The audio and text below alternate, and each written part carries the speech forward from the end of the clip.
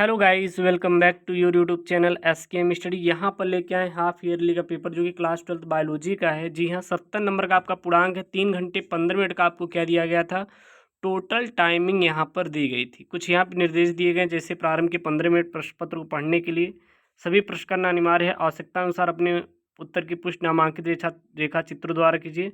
सभी प्रश्नों के अंक उसके सामने आपको दिए गए हैं।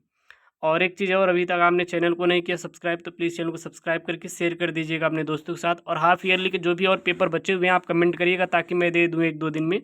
और फिर आराम से आप एंजॉय करिए, क्योंकि अब आपका दीपावली आने वाला है ही नहीं, तो उसका एंजॉय करिएगा। पहले आप हाफ ईयरली पेपर दे लीजिए। तो सबसे पहले यहाँ पे बहुविकल्पीय प्रश्न था। बहुविकल्पीय प्रश्न, पहला प्रश्न क्या है, निषेचन की खोज किसने किया था। 4 ऑप्शन है, नवास्टीन, लुवेनहॉक, स्ट्रासबर्गर और रॉबर्ट। फिर यहाँ पे मक्का में कौन सा परागण होता है, वायु परागण, जल परागण। तो मक्का में वायु परागण होता है। जल परागण सर वैलिसन एरिया में होता है। और युक्का में जो होता है ये आपका क्या होता है, जल परागण होता है। अगला यहाँ पे मूल कलम लगाई जाती है सर गन्ने में।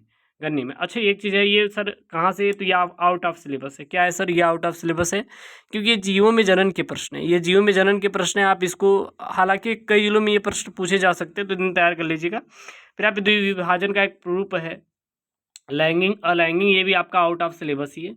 फिर यहाँ पे अति लघुत्तरीय प्रश्न पूछे गए थे। प्रश्न नंबर 2 है। यहाँ पे 2 में 5 प्रश्न थे, 1-1 नंबर के, 5 नंबर के थे। योनि द्वार पर उपस्थित झिल्ली को क्या कहते हैं, FSH का पूरा नाम।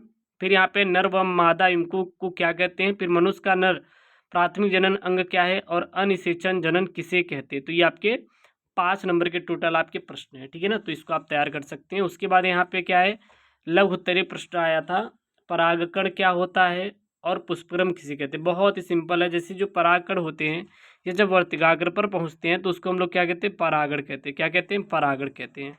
उसके बाद यहाँ पे ग वाला है, द्विविभाजन किसे कहते हैं, पौधों में लय जनन कितने प्रकार के होते हैं, और पुमंग किसे कहते हैं। ये सब 2-2 नंबर के तैयार कर लीजिएगा। बस पेपर ही देना है, तो छोटा ही वीडियो हो सकता है, मतलब 2-3-4 मिनट में ये पूरा पूरा मैं पेपर खत्म कर दूंगा, चिंता मत करिएगा, ठीक है ना। बस क्वेश्चन ही बताना है, सोल्यूशन होता तो जाहिर सी बात है अच्छा समय लगता है। फिर यहाँ पे आपके लघु उत्तरीय प्रश्न है, जायांग किसे कहते हैं, एक प्रारूपी पुष्प की संरचना बनाइए, पक्षी परागण कैसे होता है, और कृत्रिम परागण किसे कहते हैं। ये आपके 3-3 नंबर वाले प्रश्न हैं। कितने नंबर के सर, 3-3 नंबर वाले ये सभी प्रश्न हैं। उसके बाद लघु उत्तरीय प्रश्न आया था जो कि टाइप 3 था, परागकण के अंकुरण की प्रक्रिया को चित्र द्वारा समझाइए, निभागीय निषेचन का नामांकित चित्र बनाइए, भ्रूण का निर्माण किससे होता है, और दोहना निषेचन के बारे में आपको समझाना था। ये सब आपके 3-3 नंबर के प्रश्न। उसके बाद प्रश्न नंबर 6 आया था, जो यहाँ पे वो आया था टिप्पणी करने वाला, एनाट्रोपस और लघु बीजाणु जनन। फिर यहाँ पे मनुष्य के अंडे की संरचना का चित्र बनाइए। फिर यहाँ पे अंडाणु जनन तथा शुक्राणु जनन में अंतर बताना था। और यहाँ पे नर युग्मोद्भिद पर टिप्पणी करना था। ये सभी 3-3 नंबर के थे।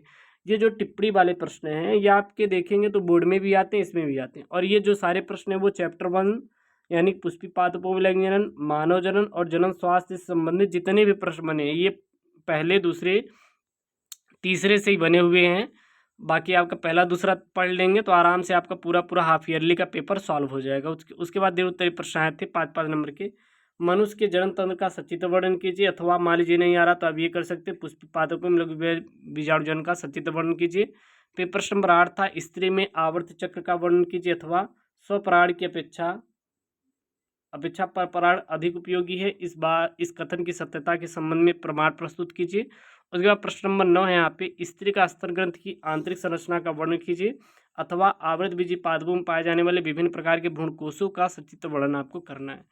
तो ये रहा आपका क्लास 12 बायोलॉजी का हाफ ईयरली पेपर। आप इसको तैयार कर लीजिएगा। कोई दिक्कत हो तो कमेंट बॉक्स में मेंशन कर दीजिएगा, ठीक है ना। और ऐसी वीडियो पाने के लिए चैनल को सब्सक्राइब करिए। मिलते हैं नेक्स्ट वीडियो में। ओके दोस्तों, थैंक यू, जय, टेक केयर, बाय बाय।